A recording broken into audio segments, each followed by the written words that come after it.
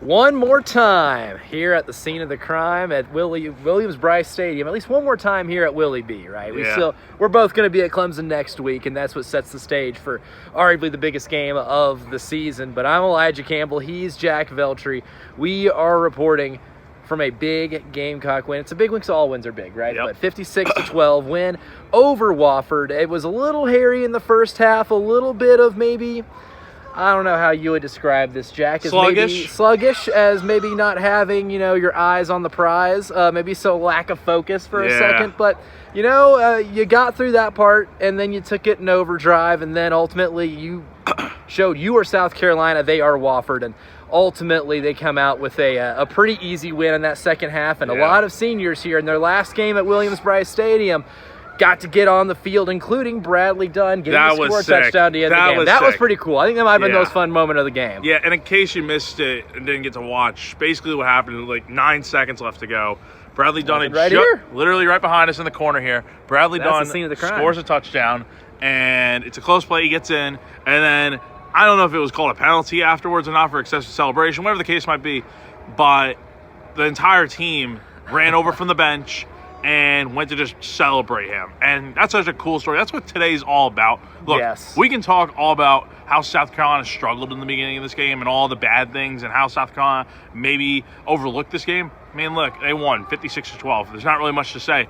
Let's talk about how cool it was for these seniors to go out here and get a win, which Shane Beamer and a lot of guys pointed out last year that Spencer Rattler, who was here tonight, his last game as a Gamecock was a loss to Clemson. So these guys out here that are seniors now who walked today, a lot of them got to go out here and get a big win before everything kind of picks up again next week. Yeah, and that's the really cool part, right? I mean, this is one of the biggest senior classes in all of college football, and it's a good mix of guys too, Jack. We got, some guys who have been here since before Shane got here. Yeah. You talk about the Juju McDowells, the Luke Doties, and a lot of guys like that. You also have some guys who are here for just a year. They're here for a good time, not a long time. Your Kyle Kennards, Demetrius Knight, Torricelli Simpkins. It's a really good mix of players who have done a mixture of culture setting for the last 4 years, and some guys who have taken the culture that you've had in place and enhanced it and helped bring it over the top to the point where you're able to turn around what was a 5-7 season last year with your season ending in a 16-7 loss to Clemson on this very field. And now we flip it to a year later. You're going into the Clemson game on the road at 8-3. I mean, it's a significantly different vibe, a significantly different feel here in this stadium than what it was at your last home game last season. And I think a lot of that has to do with that group of seniors, whether it be the ones who've been here for a while or the ones who came in and made instant impacts in their 1 year here. Yeah, look, this has been a crazy turnaround. It's crazy. I think last year we weren't recording a video like this, but we were here in the press box last year, and it's like South Carolina just lost and missed a bowl game. Like, had they beaten Clemson, they're 6-6 going to whatever bowl game it was, and we're talking about that season being a lot different. We're talking about South Carolina beating Clemson for a second straight year, but that just wasn't the case. And last year was a sour end, and to see the way these guys have responded, a lot of guys came back. They brought in a lot of good pieces. Look, some guys decided to leave, and they didn't think that South Carolina had a quarterback. They didn't think this team was going to be good enough, and look, not to throw shade at anyone, but there is a team out there that lost today that, again, a lot of teams, and also a lot. Not naming any names. Yeah, not naming any names, but Ole Miss. There's a team, Ole Miss, that is probably not making the playoff now, and there's a loss number 3. There's a certain player that was targeted on the last play of the game, and it was an interception. So the grass isn't always greener. However, look, this is about South Carolina. This isn't about any random player or whatever. But I think for Carolina, look, 8-3. Look, you got Clemson next week. You can lose that game and the vibe feels differently. But right now, 8-3, you're in a great spot, and we're still talking about this team even making the playoff potentially. Like, craziness happened today. There was 4 top 16 teams that lost today. So this is what you want if you're a South Carolina fan. But right now, enjoy the ride, enjoy the moment. Who cares that they didn't play great in the first quarter? It's senior day. The emotions are everywhere, man. It's tough to go play a football game right after all that. So the fact that they won and cover the spread, mind you. They did. That last touchdown, Bradley Dunn. Significant for some. Bradley Dunn saving people some money. That's right. That might be on Bad Beats from Scott Van Pelt at some point this week. Keep an eye out on that on SportsCenter. So, look, it's a great win for Carolina. They may not feel like it, but guess what, man? They're 8-3, and I don't think many of us probably thought South Carolina was getting to be in that position after how rough last year was. Yeah. And the last thing on this game, I just want to throw a shout out. Dale Von Campbell, monster tonight. Well over 100 yards. Oh, he was an animal. 1 week after having 2 of the biggest catches of the season to set you up for a score last year. Can we also talk about that huge hit he had on the punt coverage? Oh, he stuck his ass, dude. He stuck his ass. Surprisingly, I asked him about it. He said that was his favorite play of the night.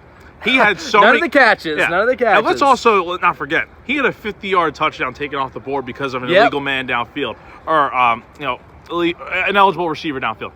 This guy. It's been like 8 weeks since we had a penalty like that. Yeah. South Carolina may not have a true number 1 receiver right now, but man, it feels like Dale Von Campbell could low-key be that guy with the way he's able to turn a short pass into like a 40, 50-yard gain. I know it's against Wofford, and he did this against Missouri last week, so it's not really much of a surprise. And 2 of those catches, you don't beat Missouri here on this field without him. Yeah. Like, he's done this all year. But is it safe to say he's going to get a lot of targets next week? I certainly think so. I mean, I can certainly see it. I wouldn't be surprised. He's deserved it. He's deserved it. He's played his butt off, and it's good to see guys get rewarded, especially someone that is in his only year with South Carolina. Now, next week, it is guaranteed, guaranteed a ranked matchup between South Carolina and Clemson in the Palmetto Bowl.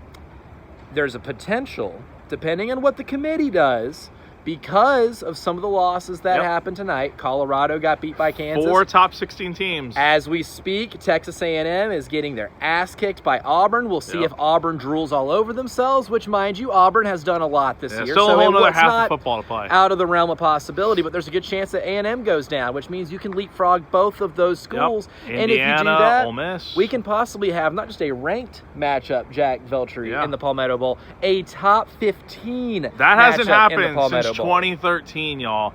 Look, the stakes are always higher when these 2 teams are good.